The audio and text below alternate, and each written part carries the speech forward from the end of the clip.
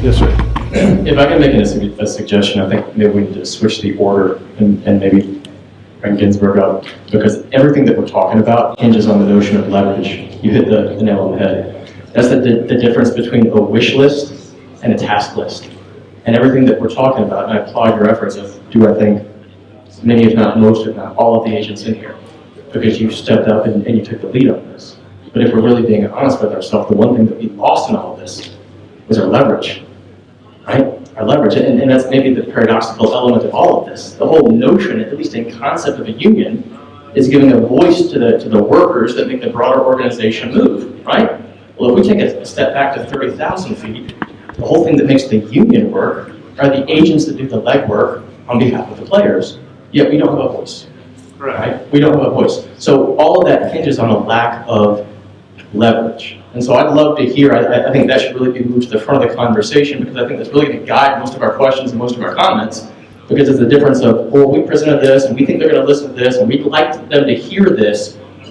We weren't given a vote on the percentage change. We weren't given a vote on many of these other things that are coming down the pike, yet we're subject to them nonetheless. And all of that hinges, I believe, on leverage. So I'd love to hear kind of how that situation is changing, or hopefully moving forward. Absolutely. Peter, you want to come up here? That's fine. We weren't given a vote. Hell, we weren't even given a voice.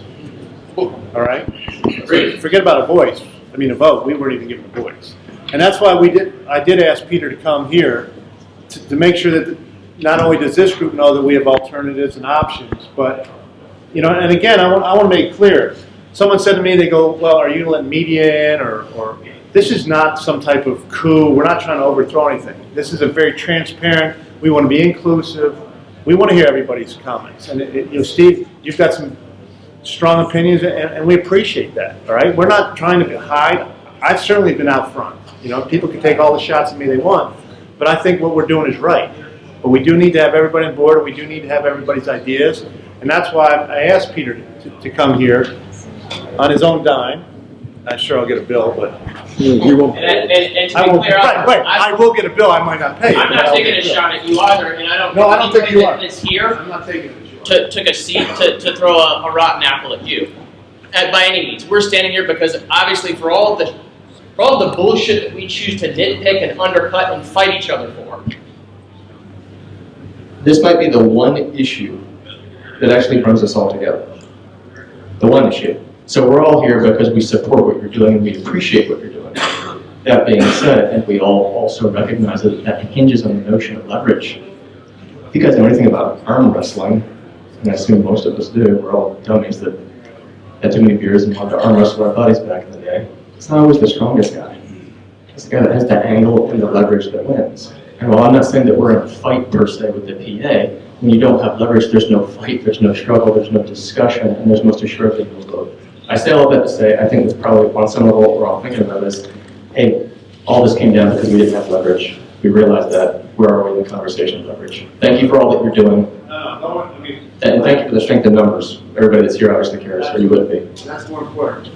Rotten apples, we can make applesauce. But that's why we did invite Peter here, to go over, both from a 30,000-foot perspective, what can happen, what they're doing, what we actually can fight against. You have to have claims. You just can't sit there and say something's wrong. So that's why we did that, Peter. Just quickly before he goes, I want to remind everyone that about the inducements, I think we need to take the PA to task. We asked this a couple of years ago, and Joe Briggs said that's not, when you're offering these training packages, and I believe Mark chimed in as well, one of them, they said that's okay. I think they need to define what an inducement is, because I understand the way everyone else explains it is, if I offer to give you $2 after you sign this contract, that's an inducement regardless of the time, whether it's prior to signing it or after. And I believe Joe said, well, if it's coinciding with the signature, it's not considered an inducement. So I think they need to be super clear on what an inducement is before we all start to attack what's allowed. But I also want to comment, I think even if we do come to an agreement where it's on paper, that's not going to stop the runner situation. That may lower the amount of exposure the agent might have legally to recapture anything, but I don't think that's going to stop what you guys think it's going to stop as far as being able to pay them. It's just not going to be on paper. So I don't know if that will be a proper solution. I don't have a solution for that. Those are the two solutions that I would have come up with. Right, and I think they're a good start. I just think that there's ways that we have to keep on trying to like solidify that, and just make sure that we make it as strong as possible. And even the demand for the 52 weeks. What do I do if I have a player who may not be able to walk away from a contract if the team says, no, we don't want to do that. It is an accounting nightmare. What can I do? Because then that's going to knock down the solidarity between us all. Because I can't tell my guy, well, listen, you probably want to turn that down because they paid 52 weeks. And then that's how they stop our solidarity. Well, that's what the collective is all about. If they can, it's always about the weakest link, right? So if we are all together, and again, it's not just about this individual negotiations.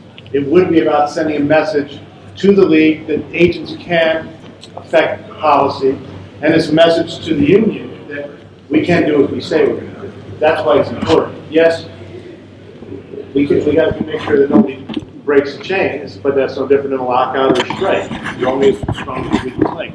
But two things, and we'll let Peter talk on the inducements. Publicizing the terms, all right? When we were in the meeting today, DS said, well, for those agents that have done 1% or the sliding scale, right? And they gave us this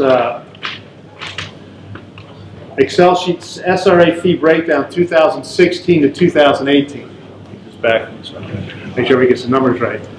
And so they gave us 2,032 SRAs that were signed for the 17-18 draft, last year's cycle. And they said, and they made this big point that 83% of them were at 3%. And like, so what are y'all complaining about? And so I said, well, first of all, everybody knows I'm not the brightest guy in the world, but there's only 256 guys drafted. All right, so you have 2,032 SRAs. It turns out that there are 300 SRAs that are 2% or less. So of the 2% or less, let's just say every one of those is from a drafted player. There's still 44 players that didn't get drafted that are at less than 2%. All right, so they gave us these numbers to say that we're crazy when you really, and say 83%. When you really think about it, though, and I forget if it was Van or Christina asked, well, how many of those were in the first round? Okay, and then they came out with this idea. They showed us the numbers this year of a mock draft. They used somebody's mock draft. Of course, someone said, who's mock draft? To say how many players are the sliding scale. And then D said, well, how do you agents that do a sliding scale convince the players that you have veteran players that you should pay 3%? And I tried to get some of the agents who actually do sliding scales, but it got pretty quiet in the room at that point. So we have that issue. And then the other issue is on the, if tomorrow, don't be afraid to ask, okay, you have this offer on a player that says signing bonus on it, that says stipend on it, that says paying for travel and girlfriend and da-da-da-da. What is happening with that? All right? If they hear it multiple times, they'll know that we're serious. Ask them, you want to know, you want them to define what an inducement is? Well, let's ask them more. They have it in their hands. They all know it's there. And that should give you definition, because if that's the case, then why should we follow any other rules? Hell, you know, might as well just start tortious interfering and whatever other rules they have issues with. Okay? But we have to then, that's what we want to do, present tomorrow, make sure everybody's on the same page. Ask them, you have this, what's going on with it? All right? Their definition is that it's never an inducement if it's transferred after the guy has finished his eligibility, after he signed the SRA. But you had all those conversations, the inducement conversations, before you ever signed the SRA. So that's the whole Well, problem. the signing bonus, I think by definition, would be before that. It's like, no, ask Mark Levin why it's not an inducement. Mark will say, well, they give the money after the guy has signed the SRA. Let's do it tomorrow then, all right? Let's make sure we do it.